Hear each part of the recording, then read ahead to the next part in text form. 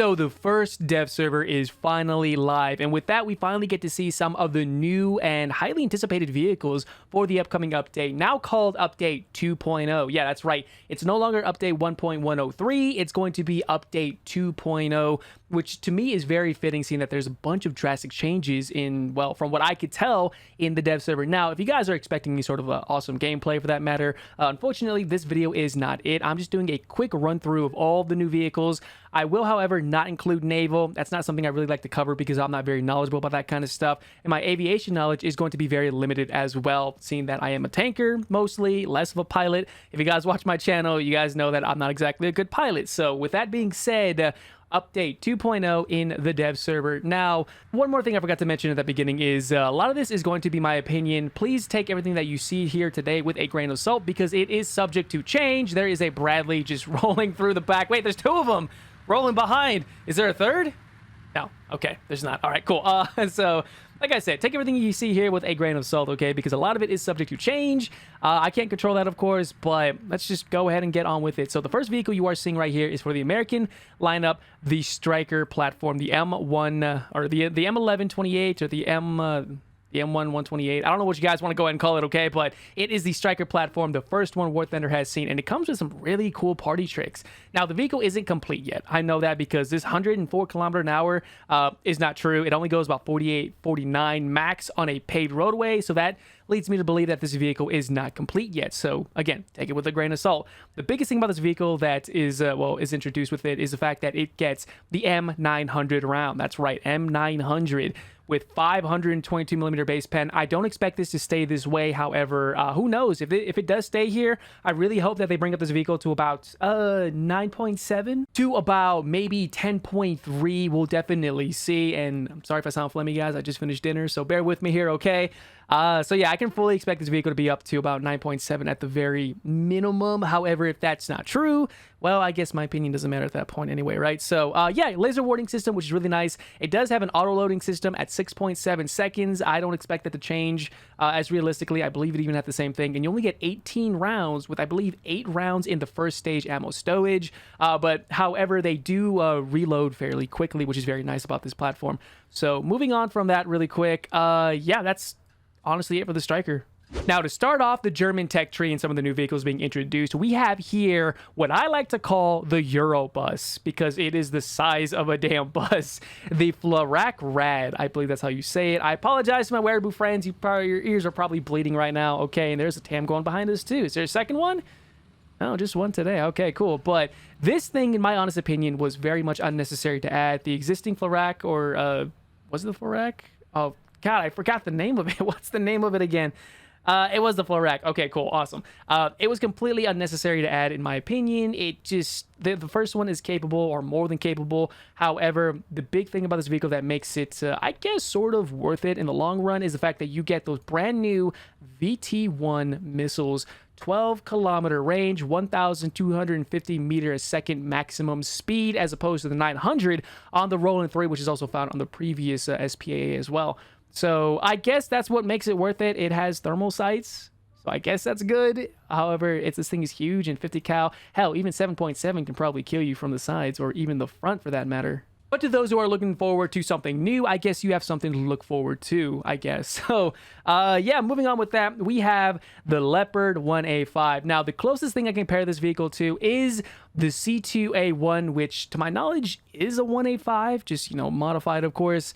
However, what this introduces over the existing A1A1 is the fact that it gets not only a thermal sight, but it also gets DM33, same as the C2A1. So if you're familiar with that vehicle, you will very much feel familiar with this one. And the cool thing about this vehicle, too, is the fact that it's also in the Italian tech tree, which we'll get to in just a quick moment. So now we're off to the big one, the hype, the main vehicle that has me very much excited. Maybe not nearly as much as the T90, but definitely very excited. The venerable Leopard 2A6. Yes, that's right. The 2A6 is finally here in War Thunder in all its glory. However, this does not improve on anything other than the firepower itself. The optics are still the same thermal sight, same Gen 1 gunner, thermal sight, same Gen 2 CITV, but with a twist. This has the L55 gun and does fire DM53, which is not accordingly or named here accordingly, but as you can see, 634 millimeter base pen at 10 meters of degrees, 535 at 30, and 366 at 60. That is nuts. I mean, this is pretty much a CL round, CL 3143. I forgot the name about it, guys. I'm sorry. It's election time. I have the chart in front of me, and I'm just keeping an eye on that as well from time to time, so I might lose my train of thought. So yeah, DM53. Now, does it work the way it's supposed to in real life? A lot of my friends are telling me not really, but just for the sake of War Thunder balance, I guess I can kind of understand, but don't quote me on that. Please don't string me up either, okay, guys? I'm just going with what I see in front of me, okay? So yeah, that's honestly really it. You just get a Leopard 2A5 with a better gun, same armor layout, same optics, same everything, and it's just way better. So yeah, that's it for the Leopard 2A6. Now let's go ahead and move over to the Russians, which you'll be pleasantly surprised about. So first things first, we're going to take a look at the T-72AV. Now, this vehicle is essentially a T-72A that sits at battle rating 9.3. Instead, this one adds a better optic, a Generation 2 thermal sight, no CITV as of yet. That might be subject to change, as Gaijin did kind of advertise that. But yeah, that's honestly really it, is a better optic and a Generation 2 thermal sight with I guess added ERA contact 1, which really isn't that great anyways. But let me be really clear with you guys here, because I know there might be some issue with, oh no, another T-72, it's going to be OP. Not this one, because it is a T-72A through and through. It only gets the top shell being 3BM22, which is not all that great of a shell, in my opinion anyways. And that's honestly really it. No missiles, no 3BM42, no mango round, nothing for that matter. And the armor is very much susceptible to DM33. And I mean, I'll go ahead and show you right here how susceptible it is. Let's say M829 from the M1A2. Let's go ahead and pull that up really quick. As you can see right here, yeah, like I said, a hot knife through butter. This thing will not take a good hit. In the turret face, that's a little bit of a different story, but that's kind of a Russian thing anyway, so nothing to really worry about. But right here, you're going to have no issue penetrating even some of the most, well, weirdest of spots. As you can see right there, it goes right through it very cleanly. So ERA means nothing against this round at all. Heat FS, maybe you might have an issue. Yeah, just a little bit of an issue right here. But again, guys, this is subject to change. The armor might buff. The armor might get weaker, might get better, who knows. So yeah, that's honestly really it. And before we go ahead and jump over to the next vehicle really quick, I just want to show you the optics. Once I can show you there we go, 4 times to 12 times, which is very nice. The only other vehicle that has that zoom capability is, I believe, the T80U. So yeah, to those who bought this vehicle, there you go. I will do an in-depth review of this vehicle later on when it releases. So off to the next thing. Now, the MiG-21 Biz. To those pilots out there, you are going to be in for a treat. This thing is absolutely fantastic. It accelerates incredibly well. If you're used to the SMT, you will very much feel at home with this vehicle as well. And it does carry up to 6 R60s. That's right. Now, we do get some new R13Ms, I believe it was. Where are they?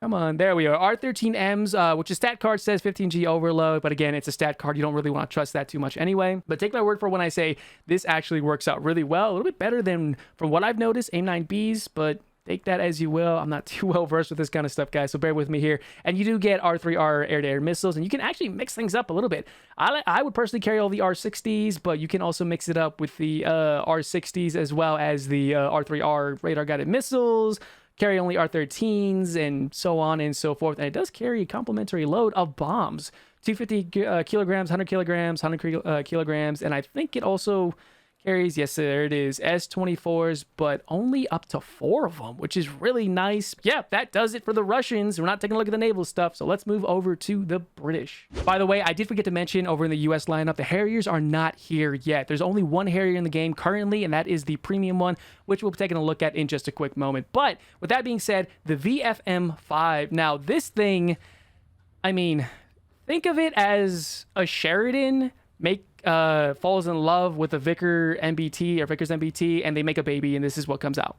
That's the best possible way I can put it. This thing is aluminum. everywhere. I mean, look at that. There's high hardness rolled armor. Okay, but come on, really? 8 millimeters of it? No spaced armor, no ERA, no NERA, nothing. It's all aluminum. And it's fairly fast for the most part at 70 kilometers an hour because it is a 19-ton vehicle, almost 20. And you do get DM33 with it at battle rating 9.3, which is nice. I fully expect this vehicle to go down to 9.0 instead. That is just my opinion because even at 9.3, this thing is going to suffer quite a bit because there is one crucial flaw to it, and that is the optics. So if we take a look at the optics right here, actually, I don't think I can quite show you yet. It is a fixed sight. It is a sight that I think is about 7.5 to 8 times roughly fixed sight, which is absolutely atrocious. And you don't even get night vision or thermal. That's right. So this thing being at 9.3 without either of those is kind of a big issue in my opinion, especially with night battles going to be more of a thing now that flares are going to be deployed on the field itself. So take that as you will. This thing is basically just a scout tank. Or can I have scouting ability? It can. Okay, cool. So yeah, good flank and spank vehicle that has a really big rear end. And I know you guys are going to make a joke about that, okay? Make all the jokes you want. So let's go ahead and move on to the Harrier GR1, which is the premium version that costs, I believe, 8,090 Golden Eagles, which translates to what? Almost 40, 50 bucks? Nah, a little under 50 bucks. I'd say around $44, which is not bad to be honest. You do get SRAM missiles on this thing, which is incredibly nice. It's the only premium vehicle, I believe, top tier that gets those. And yeah, good bomb loadout for the most part. The whole thrust vectoring deal is a little tricky in my opinion. I'll go ahead and let you guys kind of figure that out with other creators here on YouTube. I'm not exactly good with this kind of stuff, so bear with me, guys. So maybe Percy or Copsy or Adam the Engineered or even Napalm Rat can definitely show you how to use this thing more efficiently than I can. But you have it here in War Thunder, and it works, and it's really nice, and I'm super excited for it. So I'm looking forward to the Tech Tree variants of this once it drops. So yeah, let's go ahead and move over to the Japanese, which you'll be surprised about. And so when I said surprised, I meant the bad kind of surprise. There's only one new ground vehicle for them, the Type 74F. Now, this vehicle is basically a copy paste of the Type 74 standard. There is no thermal sight for it. It does have pretty much everything that you would expect in this regular Type 74. The only exceptions are the addition of these panels plates right here that I guess is for the attachment of a dozer blade, though that's honestly really it. There's nothing special about this. It's a copy paste vehicle, so take that as you will. Sorry, guys. Next up is the F1, which is basically a souped-up T2 for the most part. You do get brand new AIM-9Ps, which are basically AIM-9Js to some extent. I don't really know the full detail about it. If you guys want to go ahead and take a look at it really quick, I can go ahead and show you right here. Maximum speed, 2.5 Mach, 20G maximum overload, rear aspect 5.5 kilometers, but you wouldn't want to shoot at that distance anyways. Massive 76 kilograms. So looking at the card right here, you guys can be the judge of that for sure. In my opinion, these vehicles were introduced a little bit too late. They should have been here around the time of the T2 being the supreme thing alongside the Jaguar, but that's all my opinion, so don't hang me for it, please. So let's go ahead and jump over to the Chinese. So this is an interesting one, actually, the PTZ-89, which we knew was going to be introduced in the game. I personally don't know much about it, but seeing in the game itself is actually very nice. Now, this is basically the 0120. Okay, look at it like that, where there is no armor. Mobility is pretty okay for the most part.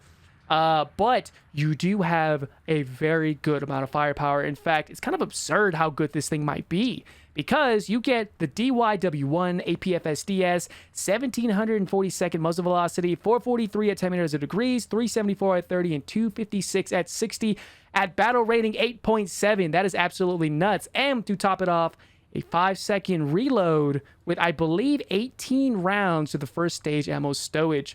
Every 5 seconds you get to throw off that round, which is better than even some top tier rounds. That's absolutely nuts at battle rating 8.7. So I fully expect this thing to be a menace. And of course, to 0120 standard, it has no armor at all. RHA everywhere, but you can probably 50 cal. Yep, you can 50 cal this thing from the side and immediately kill it. So if you're a Leopard 2K, you need a full down tier, 20 mil this thing to death, just saying, because he'll shoot you and it's gonna hurt. So with that being said, let's go ahead and move over to the Italian, shall we?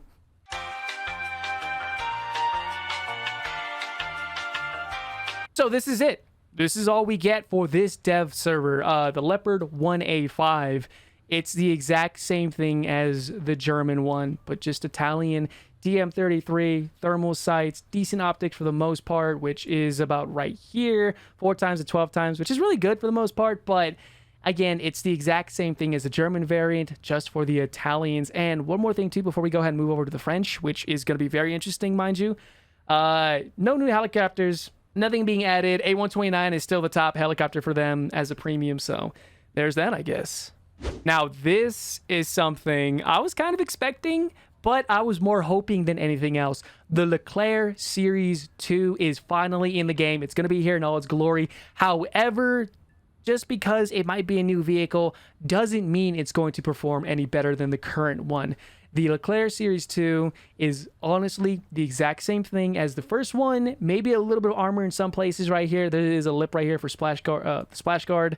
But for the most part, it is exactly the same as the previous one. Armor is, to my knowledge, the exact same loadout. It could change during the initial launch, and you get the exact same firepower. The OFL 120F1, which is the same shell already found on the LeBlanc Series 1, and there is really nothing new about this, to be honest. So yeah, the G1 and the F1, same heat FS as well. So yeah, that's honestly really it. This is going to be a more or less a primary, and your LeBlanc Series 1 is going to be your backup. And that's honestly really it. If I'm missing some information, guys, feel free to let me know down in the comments below. Okay, I don't really see anything different in here. No LWS, nothing. So yeah, let's go ahead and head over to the final nation in War Thunder. I'll be honest, I thought this was a joke when I saw Oxy play this thing on the live dev stream. I thought it was maybe the 122, please give it to us. But no, it is the 122B PLSS. Now, what does this offer over the existing 122? Absolutely nothing that I know of. Honestly, I don't know if it's because of the dev server or anything for that matter, but there is nothing different about this vehicle compared to that of the 122, which I'll go ahead and pull out for you guys really quick. Choose crew right here. There we go. So looking at that with my custom skin and looking at this, there honestly really isn't anything different from what I can see. Yes, there is a Wally looking commander periscope, but that is honestly really it. Composite armor, excuse me, on the top here. Yeah, honestly, I don't really know what the difference is. Composite armor is pretty much the same. Same shell types. There is no DM53 for this thing. DM33 is its main shell. So I don't know. I think I'm missing something. You guys are more than welcome to let me know down in the comment section below. I'd love to hear what you guys think about it. And yeah, that's honestly really it when it comes to the Swedish ground forces, because they don't have any naval. And now we're going to take a look at the one aircraft that, to me, looks promising, but is very unusual. And again, this is coming from someone who's not a pilot, so, and I'll keep repeating this, but come on, don't chew my head off, okay? The SK-60B. Now, the weird thing about this vehicle is that it has no offensive armament built into the airframe of the vehicle itself. So you have to choose between having offensive armament, 30mm A-Can and 55 cannons, or having a bomb loadout. Because once you switch over to what is essentially a bullpup, an AGM-112B or C, I believe it is, because it has a lot of explosive mass at 48 kilograms, which I believe is almost double that of the bullpup, the 112B. I think it's the 112 or the 114. You guys know what I'm talking about, okay? Once you equip those bad boys, you lose all firepower outside of, well, I guess those bombs itself. So I guess take that as you will. It doesn't accelerate well. It doesn't turn well. It's kind of a weird vehicle to me at battle rating 7.3, which is, again, weird because there is no good lineup for them. You only have 7.0, 6.7, and then 7.7. No 7.3 vehicles for them. So again, it's very unusual to me. Take that as you will. And if you guys didn't know, on the live server, we have the STRV-81. Go check that out. It's a lot of fun. And one more thing before we go ahead and start doing the final bit of the video itself. The Striker does sit underneath the M60A2. I swore it was going to sit right behind the HSTVL, but it makes sense because this is a tank destroyer, and this is the tank destroyer lineup. So to those who don't have this lineup, now is the time to get grinding for it, guys. You have about, what, 6 days? 7 days now? So there you go. Now, I hope you guys did enjoy everything on the video itself. I apologize if you guys don't really enjoy these type of talking head videos, but I appreciate you so much for being here. If you guys want to see the gameplay live, you can find me over on Twitch. Link is down in the description below. The Discord community is also open, so if you guys want to go ahead and jump on in there and discuss this kind of stuff in a more organized, in a more, I guess, professional fashion, mostly, I like to think anyways, you're more than welcome to jump on in. Link is down in the description below as always. And thank you guys for checking this out. And I'll see you guys not only in the next video or even the streams, but in War Thunder itself, especially in Update 2.0.